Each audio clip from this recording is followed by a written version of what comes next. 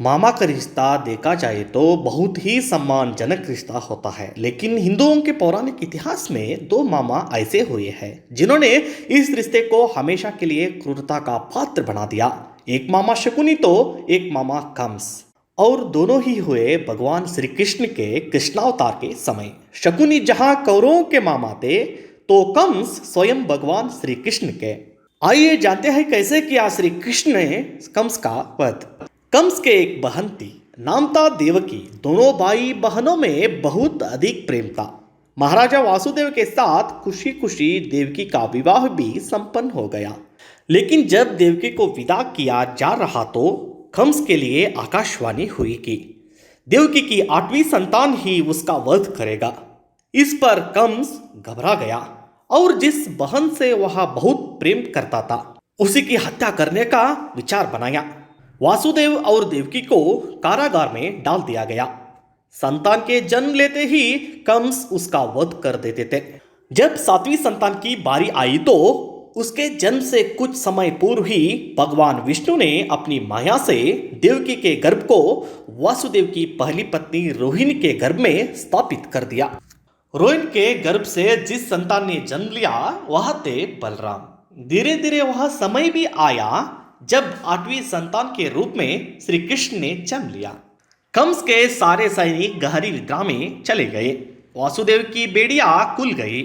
जेलों के द्वार अपने आप खुलते चले गए। जैसे वासुदेव अपने श्री हरि भगवान विष्णु के अवतार भगवान श्री कृष्ण को मित्रनंद के यहाँ पहुंचाने में कामयाब हो गए। अब 8वीं संतान के बाद फिर आकाशवाणी हुई और कंस को पता चला कि उसे मारने वाला तो फायदा हो चुका है। उसने तमाम नवजात शिशुओं की हत्या के आदेश दे दिए। बालक कृष्ण की हत्या करने के भी काफी प्रयास किए, लेकिन सफलता नहीं मिली। कृष्ण और बलराम बड़े होते गए।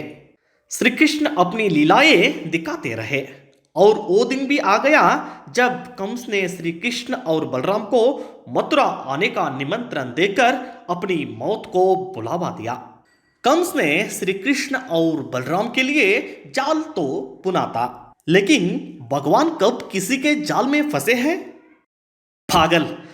हाथी को उनके पीछे छोड़ा तो उसका सूंड काटकर उसे मौत के घाट उतार दिया गया।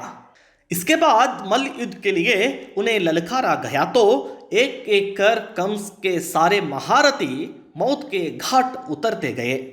अब श्री कृष्ण ने कहा कि कंस मामा, तुम्हारे पाप का घड़ा भर चुका है। इसके पश्चात श्री कृष्ण ने अपने सुदर्शन चक्र से कंस का सिर गढ़ से अलग कर दिया। इस प्रकार कंस का वध कर भगवान श्री कृष्ण ने पृथ्वीवासियों को एक अत्याचारी से मुक्ति दिलाई। जिस दिन दुनिया कंस के आतंक से मुक्त हुई वह दिन कार्तिक मास के शुक्ल पक्ष की एकादशी का दिन माना जाता है।